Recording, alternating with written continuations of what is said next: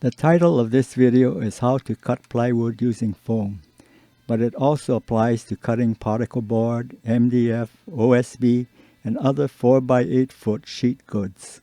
I'll just refer to the bunch as plywood for simplicity. The typical DIY, do-it-yourself person does not have the fancy equipment often seen in YouTube videos to cut large sheets of plywood, and probably has to cut the plywood on the floor using a circular saw. Using 2x4s on the floor to support the plywood is very unwieldy, and the 2x4s are rather heavy to move around into proper positions. Using a 4x8 foot sheet of 1 inch thick foam board to support the plywood is an excellent method, but it requires storage of the large foam between jobs.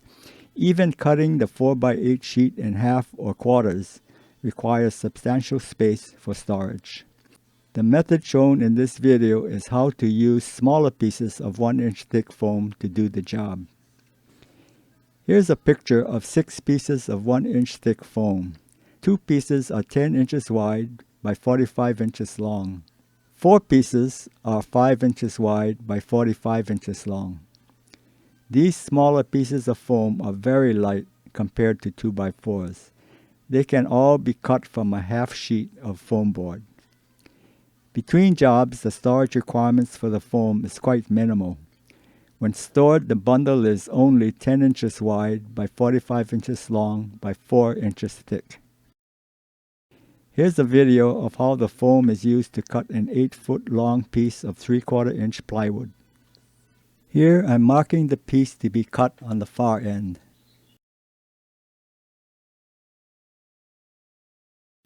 Then I go to the near end and mark that end.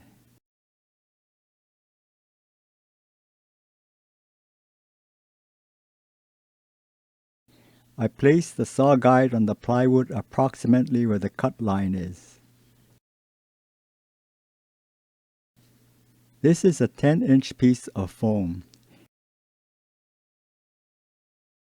And here's the other 10-inch piece.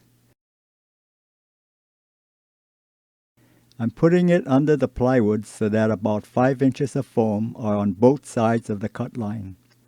Then I push the foam about 3 inches under the plywood to allow clamping the guide later.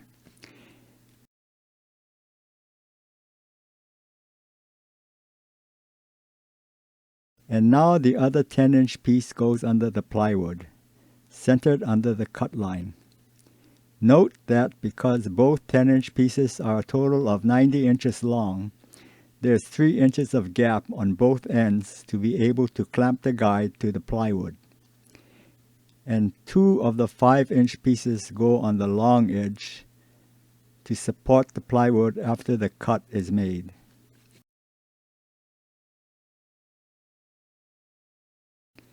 The other side of the plywood has 5-inch pieces to support that side. Note how easy it was to handle the foam compared to 2x4s. Here I'm lining up the edge of the guide directly over the cut mark that I made earlier. Then I install a spring clamp to hold the guide in place. Then I line up the near side of the guide over the cut line and install a spring clamp.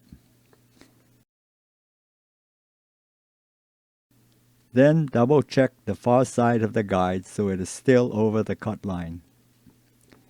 I previously set the circular saw so that the blade cut about 3/16 of an inch below the 3/4 inch plywood. That ensured cutting completely through the plywood, but only 3/16 of an inch into the 1 inch thick foam. Before cutting, I make a double check that my measurements were correct. I can't afford to make a mistake since I'll need every bit of the plywood to complete my cabinet build. With everything in position, I start the cut.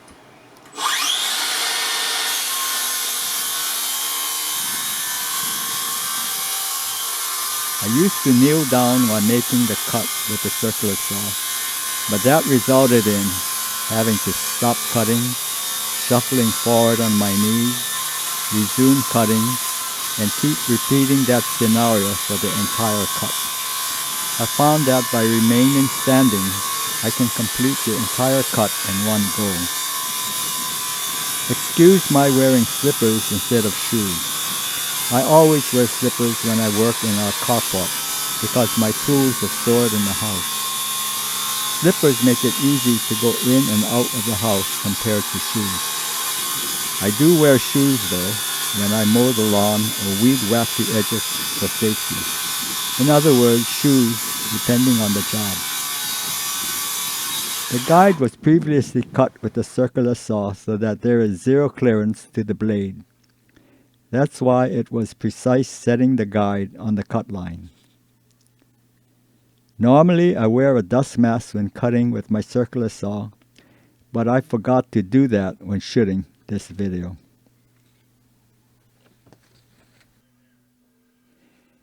Here's how the foam is laid out when cutting a full 4x8 sheet of plywood. The cutting edge of the guide is centered on the 10-inch foam, so when the cut is made, the plywood is supported on both sides of the cut. The 5-inch foam pieces support the outer edges of the plywood.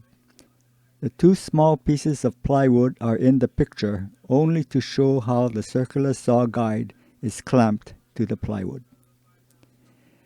Here's the foam layout for making cross cuts in narrow pieces of plywood.